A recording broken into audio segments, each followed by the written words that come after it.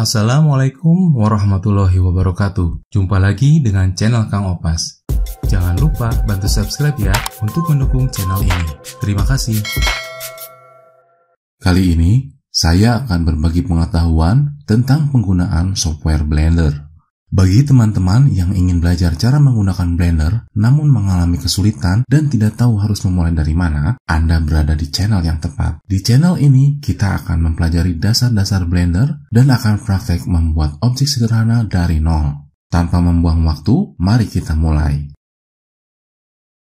Ketika memulai Blender, maka akan muncul welcome screen atau splash screen yang di dalamnya menunjukkan beberapa informasi dan perintah. Angka ini menunjukkan versi Blender yang digunakan. New File adalah untuk membuka file baru dengan tipe General atau umum, animasi 2 dimensi, sculpting atau pemahatan, VFX atau visual effects, dan video editing. Open untuk membuka file, kemudian Recover Last Session untuk membuka kerjaan terakhir kita ketika Blendernya mati tiba-tiba karena mengalami trouble. Kemudian Recent File adalah file terakhir yang dibuka. Di sini ada 5 file recent. Release Notes adalah notes tentang versi Blender yang sedang digunakan. Dan Development Fund jika kita akan berkontribusi memberikan dana untuk pengembangan Blender.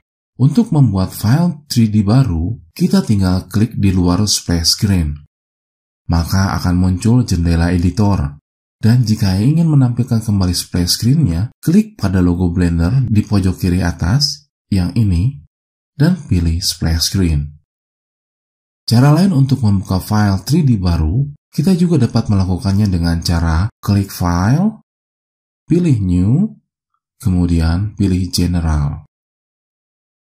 Jendela kerja pada Blender disebut Editors, yang terdiri dari Header, di mana header terdiri dari beberapa pilihan menu utama Blender, Outliner, panel ini menunjukkan struktur data dari objek yang sedang aktif pada Blender. Properties, panel yang memuat berbagai macam perintah untuk memodifikasi objek atau animasi dan bersifat dinamis mengikuti objek atau tools yang sedang aktif. Timeline digunakan untuk mengatur animasi. Dan jendela kerja tempat kita berkarya yang dinamakan Viewport, yang defaultnya terdiri dari lampu sebagai sumber pencahayaan, kamera yang berfungsi sebagai view dari output yang akan dihasilkan, dan cube atau objek kubus yang nantinya akan dibentuk menjadi sebuah model yang dikehendaki.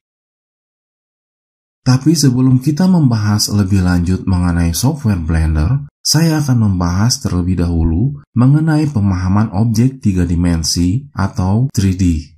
Objek 3D adalah objek yang memiliki ruang atau memiliki dimensi panjang, lebar, dan tinggi.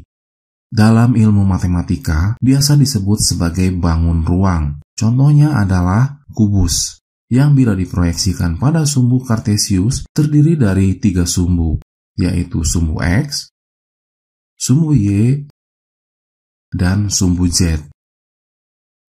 Pada Blender, objek 3D ini diproyeksikan menjadi 3 sumbu, yaitu sumbu X yang ditandai dengan warna merah, sumbu Y yang ditandai dengan warna hijau, dan sumbu Z yang ditandai dengan warna biru.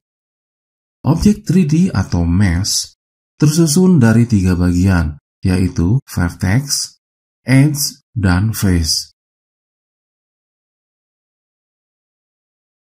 Ini adalah vertex. Vertex adalah titik setiap sudut objek. Ini adalah edge. Edge adalah garis objek. Dan ini adalah face. Face adalah permukaan objek.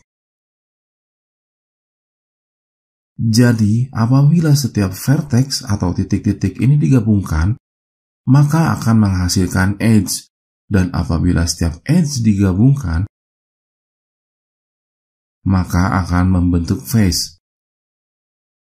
Dan ketika face ini digabungkan, maka akan membentuk mesh atau objek, yaitu objek 3D. Oke, Sekian dulu tutorial Blender kali ini. Sampai ketemu di tutorial Blender selanjutnya.